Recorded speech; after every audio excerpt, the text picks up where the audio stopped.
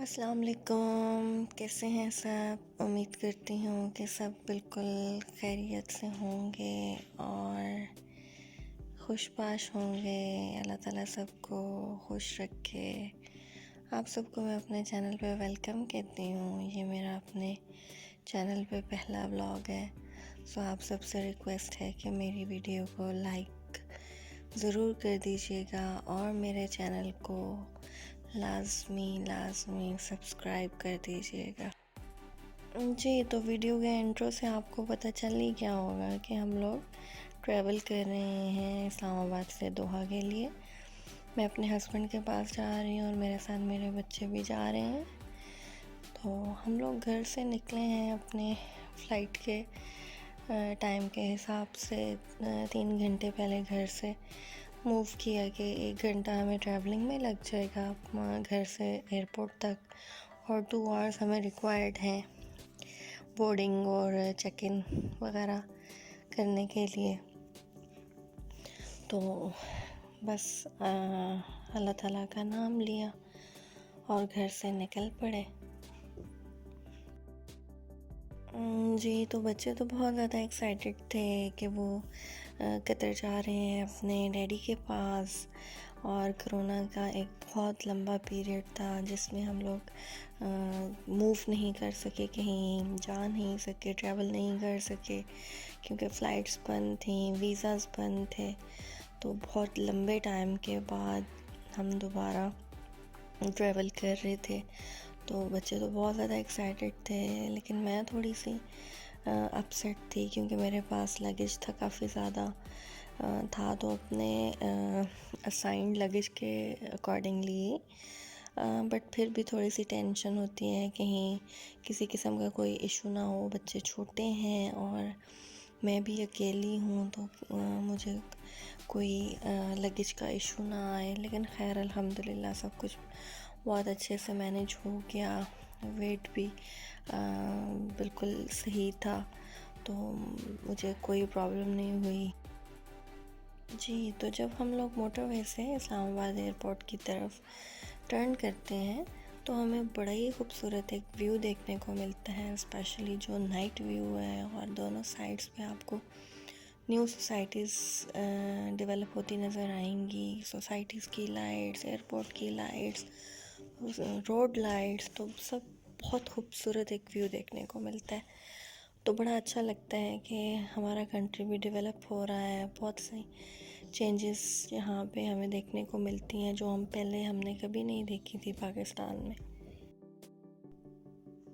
जी, तो हमारी फ़्लाइट का टाइम था रात के 12:15 बजे, लेकिन 5-6 घंटे पहले हमें ईमेल आ गई थी कि आपकी फ़्लाइट डिले होगी और अभी आपकी फ़्लाइट का टाइम 1:10 है। तो हम लोग घर से फिर उस टाइम के हिसाब से 9 साढ़े 9 हम लोग निकल पड़े कि हमें एयरपोर्ट 1 घंटा में एयरपोर्ट जाने में लग जाएगा और कम से कम हमें 2-2.5 घंटे पहले हमें बोर्डिंग के लिए एंटर होना है। तो घर से हम लोग निकले। मैंने रास्ते से मिठाई ली अपने हस्बैंड के लिए कि जब आप अपने कंट्री से जा रहे हो तो आप लाजमी अपने मुल्क की कोई ना कोई सौगात ज़रूर लेके जाते हैं। बेशक वहाँ पे भी आप जहाँ पे आप जा रहे हो वहाँ पे आपको अपने मुल्क की चीज़ें मिलती हैं, लेकिन जो मिठास, जो जायका आपको अपने मुल्क की चीज़ों में मिलता है वो वहाँ जाके आपको शायद नहीं फ़ील होता। तो खैर अभी हम लोग एयरपोर्ट पहुँच चुके हैं और हमें एयरपोर्ट पहुँचते पहुँचते तकरीबन 11 से ऊपर टाइम हो गया था और मैं काफ़ी अपसेट थी कि हम लोग बोर्डिंग के लिए हमें कोई इशू ना हो, हम लोग इन टाइम हमारी बोर्डिंग हो जाए, क्योंकि मैं बच्चों के साथ हूँ, लगेज भी है। लेकिन अल्लाह का शुक्र है कि किसी किस्म का कोई प्रॉब्लम नहीं हुआ और सब कुछ बहुत इजीली हो गया। और फ़्लाइट हमारी 1:10 की बजाय और ज़्यादा डिले हो के 2:15 पे टेक ऑफ हुआ। तो तो जब हम लोग एयरपोर्ट पे पहुँचे तो बहुत ज़्यादा रश था एयरपोर्ट पे।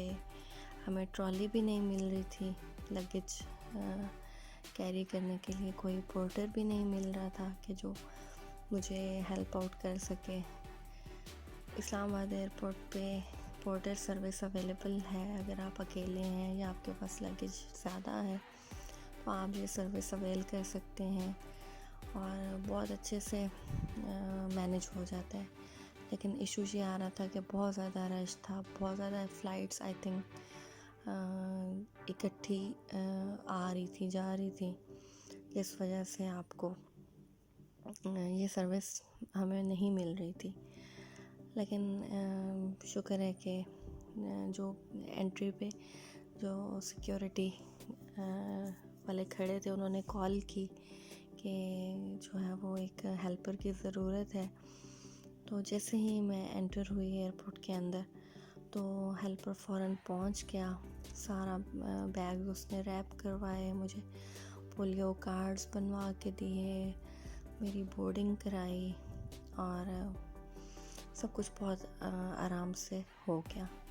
इवन कि उसने मुझे ये भी बोल दिया कि सिस्टर आप वहाँ पे जाके आराम से बैठ जाएं, बहुत ज़्यादा रश है, आप क्यू में खड़ी खड़ी आप थक जाएंगी, तो आप आराम से जाके बेंच पे बैठ जाएं। जब आपकी टर्न आएगी तो मैं आपको बुला लूँ।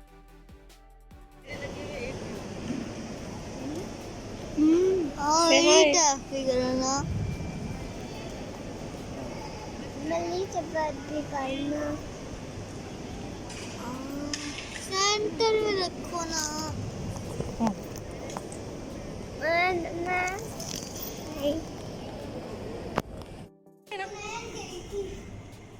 अर्शी अर्शी अर्शी इधर देखो, हुरैल इधर देखो।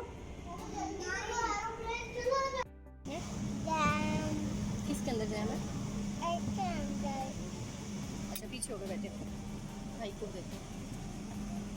हुरैल हुरैल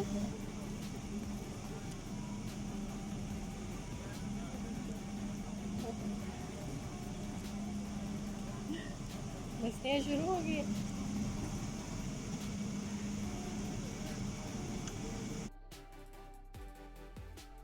बोर्डिंग एंड इमिग्रेशन क्लियरेंस के बाद हम लोग आके तो प्लेन में बैठ गए थे, क्योंकि प्लेन ऑलरेडी काफ़ी लेट हो चुका था।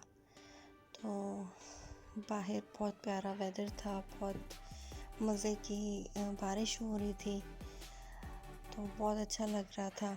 फील भी हो रहा था कि ये सब कुछ हमें वहाँ पे देखने को ऐसा नहीं मिलेगा, क्योंकि अरब कंट्रीज़ में वैसी बारिशें नहीं होती हैं जैसी हमारे मुल्क में होती हैं।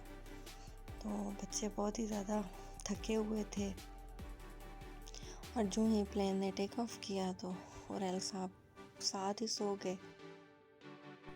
दोहा एयरपोर्ट पे जब हमने लैंड किया तो वहाँ पे सुबह के 3:30 बज रहे थे और हमें एयरपोर्ट से निकलते निकलते 3 घंटे लग गए तकरीबन। हम लोग 6:30 पे हम लोग एयरपोर्ट से बाहर निकले। कुछ क्वारंटीन के पेपर्स थे, होटल क्वारंटीन के, वो स्टैम्प कराने थे लगेज रिसीव करने में, और फिर डिफरेंट काउंटर्स पे आके आपने वो अपना क्वारंटीन पेपर जो है वो शो करना था। बच्चे बहुत ज़्यादा थके हुए थे और मेरा भी थकन से बुरा हाल था। लेकिन अभी हम जा रहे हैं होटल की तरफ। मेरे हस्बैंड नहीं आए हमें पिक करने के लिए, क्योंकि यहाँ पे आपको एयरपोर्ट से डायरेक्ट आपका जो प्री बुक्ड होटल है क्वारंटीन के लिए, वहाँ पे हमें जहाँ की जो टैक्सी सर्विस है वो ख़ुद ही हमें वहाँ पे ले जाएंगे। तो मेरे हस्बैंड की बार बार कॉल आ रही थी, पूछ रहे थे कि आप लोग फ्री हुए नहीं हुए। और उरैल तो एंड पे मुझे कहता है कि मामा जी बस मैं बहुत थक गया हूँ, कब हम लोग बाहर निकलेंगे। और जब हम लोग बाहर गाड़ी में बैठे तो वो रोड पे गाड़ियाँ देख के इतना ज़्यादा एक्साइटेड हुआ कि उसे सारी थकन भूल गई और सारी उसकी नींद उड़ गई। और एल को गाड़ियों का बहुत ज़्यादा क्रेज़ है, और वो दूर से गाड़ी जा रही हो तो वो देख के बता देता है कि वो कौन सी गाड़ी जा रही है। तो बहुत ज़्यादा खुश था कि यहाँ पे तो बहुत ही न्यू न्यू कार्स हैं। जब लास्ट टाइम वो आया था तो उस टाइम पे वो काफ़ी छोटा था, उसको इतना याद नहीं था सारा ट्रैवलिंग का एक्सपीरियंस। तो अभी वो समझदार है, तो उधर सारा कुछ बहुत अच्छा लग रहा था।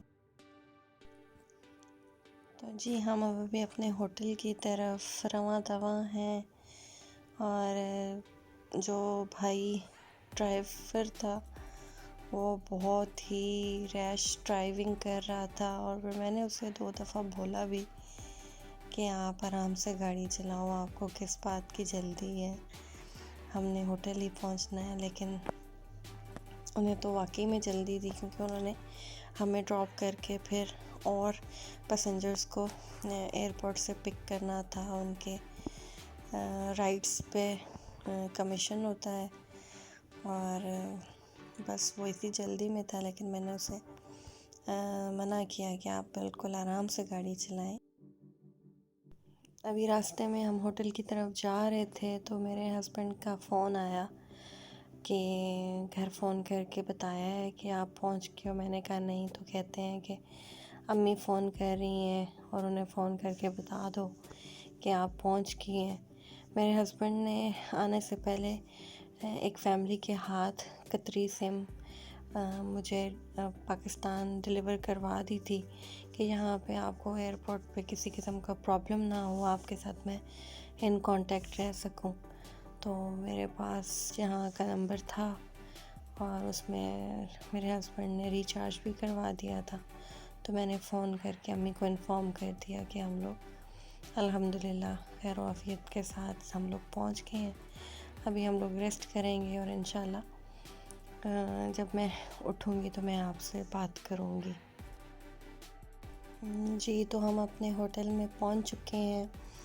ये एक 5 स्टार होटल था, और बहुत ही अच्छा नीट एंड क्लीन होटल था। ऑब्वियसली अगर एक 5 स्टार होटल की बात करें तो उसकी एमिनिटीज़ बिल्कुल हमें पता होंगी कि क्या होंगी। तो यहाँ पे जो क्वारंटीन के लिए पैसेंजर्स आते हैं उनके लिए बिल्कुल सेपरेट एंट्रेंस थी। हमें बेसमेंट 3 से होटल पहुंचाया गया, और ये हमारा सामान गाड़ी से उतार के हमारे रूम में पहुंचाया जाएगा। तो बच्चे बहुत ज़्यादा थके हुए थे। बच्चे तो इस कदर थके हुए थे कि उन्होंने बस दूध पिया और सो गए।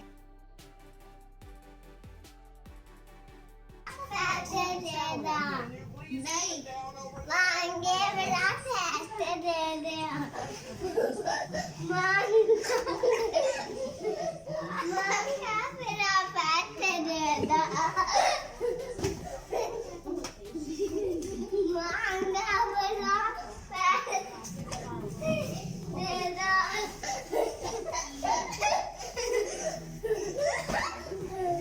मांगे मेरा पैसे दे दो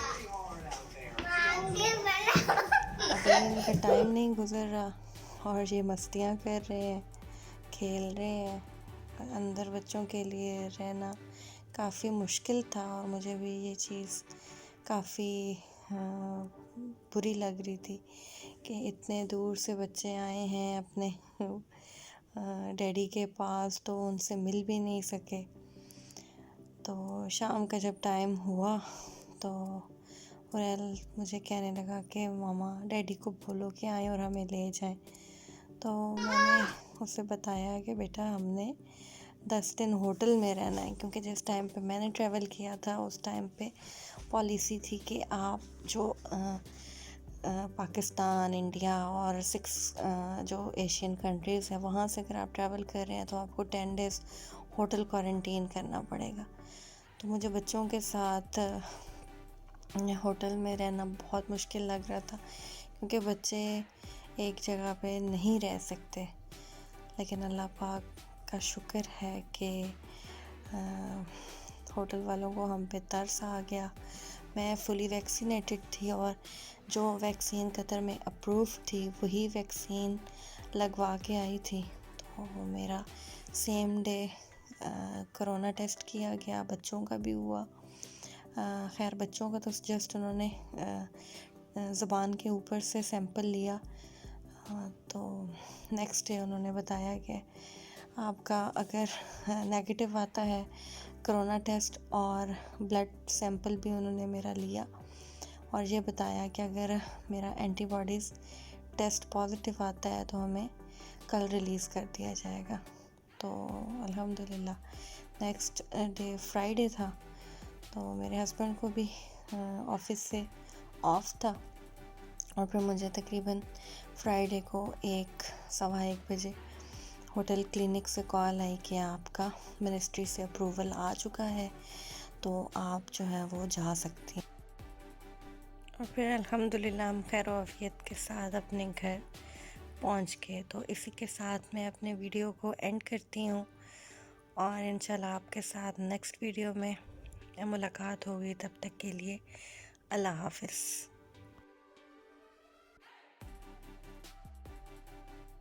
अभी रुको, फिर करूंगा आपके नीचे से गुजरूंगा। 1 मिनट।